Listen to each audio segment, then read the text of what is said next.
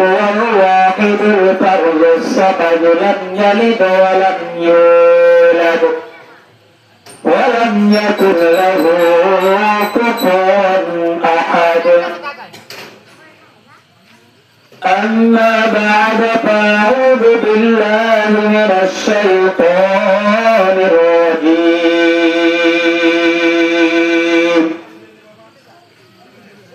بسم الله الرحمن الرحيم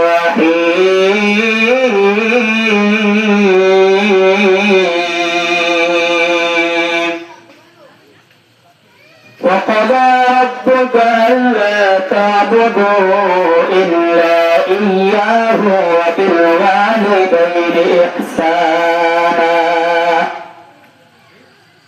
إما يبلغن عندك الكبر أحدهما أو كلاهما فلا تقل لهما أف ولا تنهرهما وقل لهما قولا كريما وقال رسول الله صلى الله عليه وسلم أيها الأعمال أحب إلى الله قلت ثم أي الصلاة لوقتها قلت ثم أي قال بر الوالدين قلت ثم أي قال الجهاد في سبيل الله أو كما قال عليه الصلاة والسلام سبحانك لا علم لنا إلا ما علمتنا إنك أنت العليم الحكيم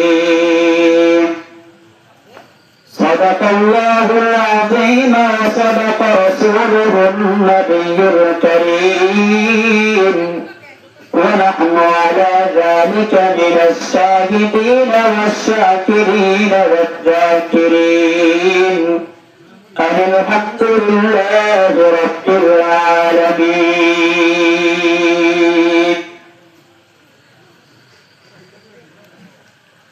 শুকরিয়া আদায় করি সেই মহান রব্বুল আলামিনের দরবারে যেই মহান রব্বুল আলামিন আমাকে আপনাকে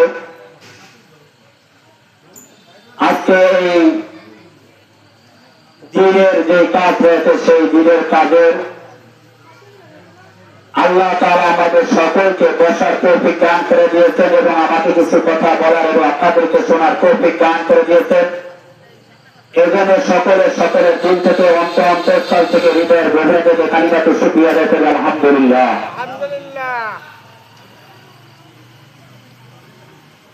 মরহুম হাসান আলী সিকদার এর রূহের মাগফিরাত কামনায় আল কারীম মসজিদের উদ্যোগে একদিন ব্যাপী ওয়াজ মাহফিল হালকায় জিকিরের আয়োজন করা হয়েছে।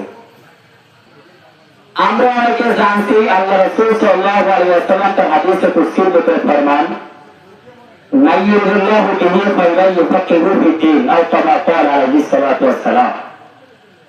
আল্লাহ রাসূল সাল্লাল্লাহু আলাইহি ওয়াসাল্লাম যে সমস্ত দিনী মানুষদেরকে যে সমস্ত মুসলমানদেরকে পছন্দ করেন তাদেরকে তাদের ভালো কাজ করার মতো সুযোগ করে দিয়ে দিতেন। তাহলে আল্লাহ তাআলা আমাদেরকে পছন্দ করছেন বিধায় আমাদেরকে কিছু কথা বলার এবং শোনার তৌফিক আল্লাহ তাআলা আমাদেরকে দান করেছেন। কথা বলতে গেলে ঠিক অনেক মানুষ আসার চেষ্টা করেছে কিন্তু তারা কোনো কাজের সাথে জড়িত হয়ে গেছে। আল্লাহ তাআলা তাদেরকে এই দিনের কাজে ভালো কাজে তাদেরকে কবুল করে না, যার কারণে তারা এখানে আসতে পারে না। সাধারণ আকিদাতে আত্ম এক ব্যক্তি আমাদের বাড়ির কাছ থেকে বলিয়া থেকে চিরবিদায় নিয়েছে। তিনিও কিন্তু আমাদের মতো একজন মুসলমান ভাই, তিনিও কিন্তু আমাদের মতো একজন ব্যক্তি। এজন্য তো আমি সবসময় বয়ানের ভিতরে বলি আসার সিরিয়াল আছে, যাওয়ার কোনো সিরিয়াল নাই। কিছুদিন আগে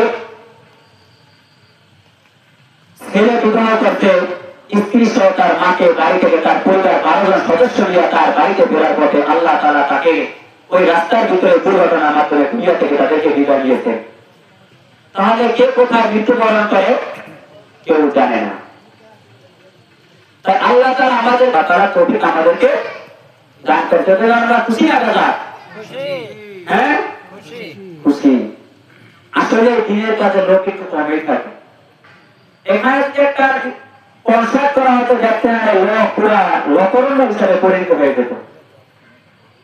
এখানে যদি কোনো গানের আড্ডা হতো, এখানে যদি কোনো অন্য কোনো কুসংস্কৃত যদি কোনো কাজ হতো সেখানে আর লোক এই এখানে বাড়িতে যে কথা বিলের ভিতরে জায়গা দিয়ে পারত না।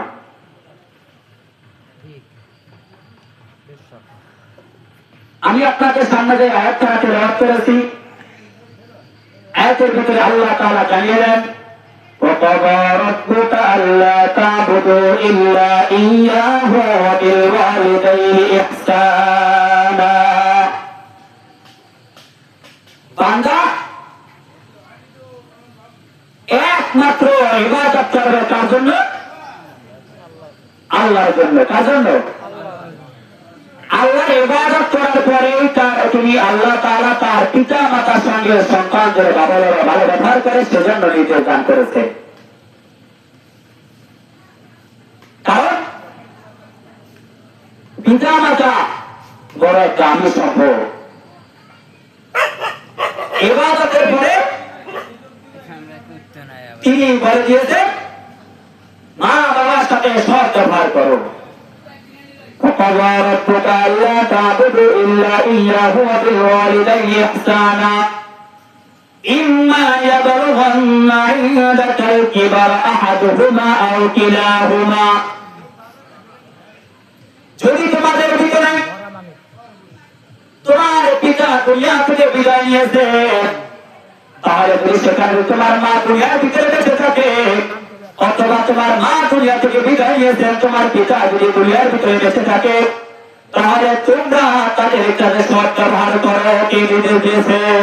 কিলাহুমা ফালা তাকুল লাহুমা উফফিন ওয়ালা তানহারহুমা ওয়া কুল লাহুমা কাওলান কারীমা। আল্লাহু আকবার। বরঞ্চ তোমরা তোমার পিতা মাতার সাথে যদি একজন বেঁচে থাকে তাদের সাথে তোমরা ভালো ব্যবহার করো। যদি একজন বেঁচে না থাকে তাহলে তোমাদের আত্মীয় স্বজন যারা রয়েছে তাদের সাথে তোমরা ভালো ব্যবহার করো। তাহলে তোমাদের মা বাবার সাথে যদি তোমরা তাদের সাথে দুর্নীতি চরিত্র করে থাকো, তাদের সাথে যদি তোমরা খারাপ আচরণ করে থাকো, তাহলে আল্লাহ তাআলা নিজের যে তার হাবিব নিজে দিতে, তাহলে তার আত্মীয় স্বজন যারা রয়েছে তাদের সাথে যদি ভালো ব্যবহার করো।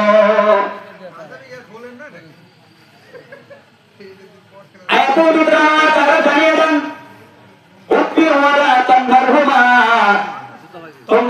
তোমরা তোমাদের পিতা মাতার সাথে কারোর শব্দ বলিও না।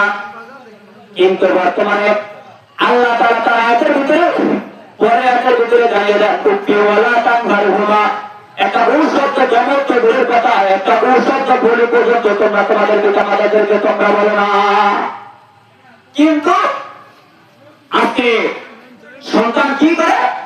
তার পিতা মাতাকে আঘাত দিতে কোনো দ্বিধাবোধ করে না। কথা বলেন আপনাদের এলাকায় আছে কিনা? নাই। আমাদের এই শ্রমিকের ইউনিয়নে মনে হয় নাই। আছে? আমাদের শ্রমিকের ইউনিয়নে মনে হয় নাই। তাহলে আল্লাহ তাআলা বলে দিয়েছেন একটা শব্দ দূরের কথা, জমক দূরের কথা, তোমরা তাদের সাথে একটা জমকের সাথে তোমরা তো জমকের কথা শব্দ পর্যন্ত তাদেরকে তোমরা বলো না। কিন্তু সেটা তো দূরের কথা, সন্তান তার পিতা মাতাদেরকে আরো মারতে বাধ্য হয়। মানে কি বলেন? কথা বলে ঠিক না?